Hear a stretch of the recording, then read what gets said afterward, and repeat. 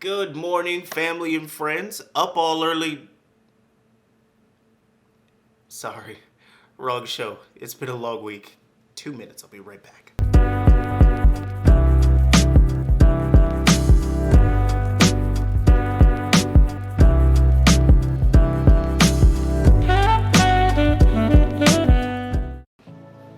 What is up, beautiful minds? Thank you for joining me for another edition of the Think on These Things podcast, where if it's pure, if it's of good report, if it's noble, if it's right, I just want you to think about it.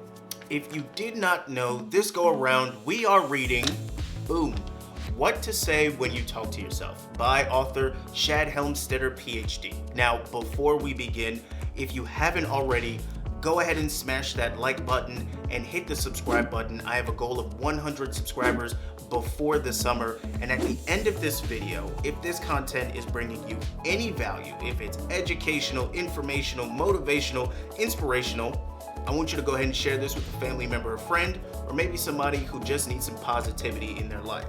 And referencing my tired debacle at the beginning of this video, I would like to personally invite you to join me every Monday, Wednesday, and Friday morning at 8 a.m. for Sweating and Meditating. We talk about some motivational stuff. You see me in my sweatiest phase of the day, and most importantly, I just get to share some love and some value with you.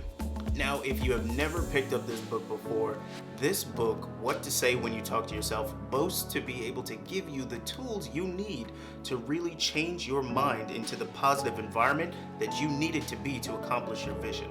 One of the things I want to let you know is we're actually reading this book together. So I'm halfway through it at this point, and I gotta tell you, this book is really working its way into my top 5 favorite positive thinking and self-help growth books of all time. The author holds back no words in terms of how he feels about positive thinking and the environment that a lot of other people have created in the realm of changing the way you think. But he talks about how those are really temporary fixes for a long-term issue. For instance, I'm in my 30s. It's taken me 30 years to build up the mindset that I have now. And if it's negative, I can't just expect that a few nice words in the morning are gonna change things. What to Say When You Talk to Yourself really gives you the tools to build an environment that helps you think positively about you and the world around you. So whether you're a reader or not, I would definitely encourage you to pick up this book. I believe it's also free as an audiobook on YouTube, so you really can't miss. Okay, so this go round, I want to give you some of the best nuggets I've pulled from the last couple chapters that I've read. And the first go round, this is what we're going to be talking about. The 5 pillars of self-management. So if you've ever thought to yourself, why am I like this? Then these 5 pillars are going to help you re-engineer your behavior. And that's really what we want to talk about today. A lot of us have behaviors and we're trying to figure out, how do I fix these behaviors? How do I change the way that I act? And the best way to do that is actually re-engineer them to figure out why you believe what you believe. So we're gonna start from the very beginning and work our way backwards up to our behaviors. Now, quick caveat before we jump in. If you have been watching the podcast for a while, you know that I don't necessarily always agree with everything that someone writes. Now, it doesn't make it right or wrong. It just means I may not understand it and agree with it, or I may change some of the ways that I interpret what they're saying. That's why I encourage you to read the book for yourself so that you can see exactly word for word in your own mental language what the author is trying to say. Pillar number 5. Pillar number 5 is programming. Now, I know what you're thinking. It's brainwashing. It's hypnosis. No. Programming is very simply the elements that have been placed upon us from the environments that we grew up in. For instance, myself. I grew up in a Christian household. I still consider myself a Christian to this day, but I was programmed from birth to be a Christian. Now, we'll talk more about how I transitioned later on in the next couple pillars, but programming is basically what's given to us in our environments that help us build the next step up. Now, programming is different for everybody. The author gives a really cool analogy of well, his time frame is different from ours, but in the Soviet Union, there's probably a young child being programmed to believe that the United States has a problem. And on the opposite side of the world, there's probably a young child in the United States who's being programmed to believe that something is wrong with the Soviet Union. Where you are, the environment you're in, your culture, your language, your religion, all of it stems from programming. Now, I do want to say there is nothing wrong with your programming. Where you come from, where it starts, it's what you were given. You don't have much control over that. But as an adult, we get to choose what programs us and what doesn't program us. For instance, if you have a Netflix or Hulu account, the shows that pop up are based on what you normally watch. So they're going to continue to be programmed by what you're telling them to put out. It's not wrong, it's not right, unless you're just into some really weird stuff.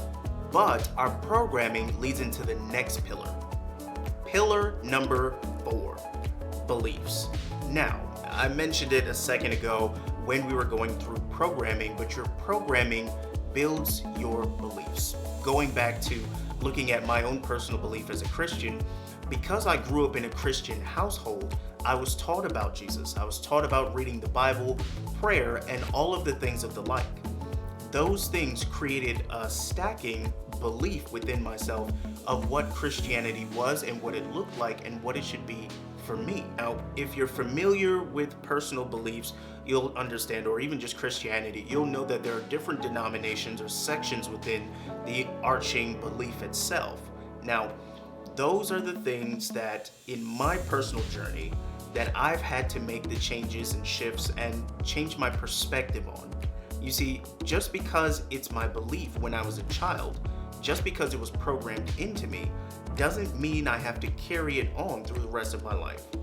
Looking at them, and for myself personally, comparing what those beliefs were to what was in the Bible, the ultimate belief book, that's how I made the change from maybe some things I believed when I was a child to the things I believe now as an adult man. I would definitely challenge you as an adult, if you're an adult watching this, to challenge your beliefs on a daily basis. Look at why you believe what you believe. You know, it was a good pastor friend of mine that told me that the truth can never be destroyed. It can be crushed down to earth, but eventually it will rise again. In layman terms, if it's true, no matter how much someone denies it, it'll always pop back up as the truth. You can't get away from it. Okay, so pillar number 4 leads into pillar numbers 2 and 3. And in all honesty, this is where I get a little wavy with the author. Now, he transfers beliefs to both attitudes and feelings. Attitudes being pillars number 3 and feelings being pillars number 2. Now, here's where my confusion comes in. And I'll admit, my emotional intelligence isn't as high on the spectrum as maybe a few others, but I do think I know a little something. Now, for me personally, attitudes and feelings kind of are the same thing. My attitude towards you is my feeling towards you, and my feeling towards you is my attitude towards you. It's not very often that you find someone that feels positively about something but has a negative attitude towards it. And it's almost impossible to have a positive attitude about something but feel negatively towards it.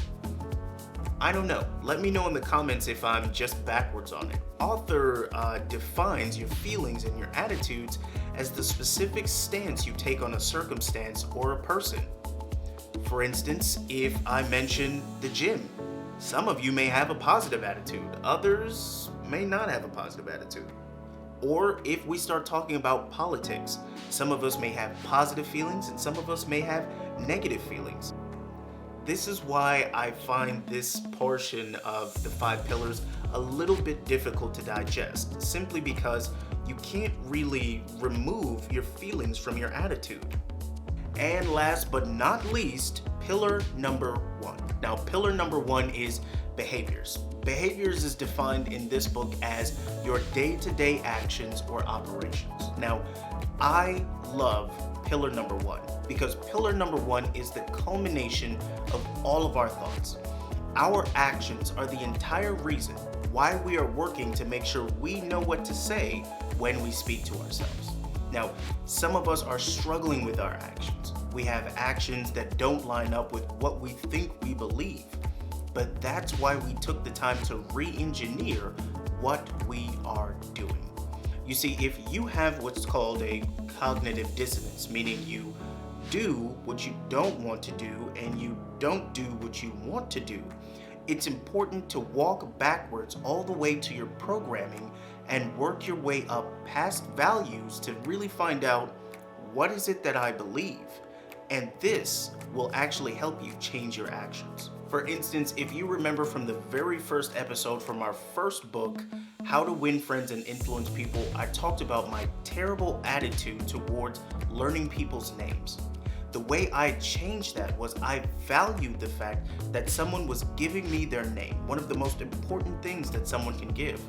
And by changing the way I viewed that, changing the value I had of learning and pronouncing someone's name correctly, it changed how much I was able to remember someone's name.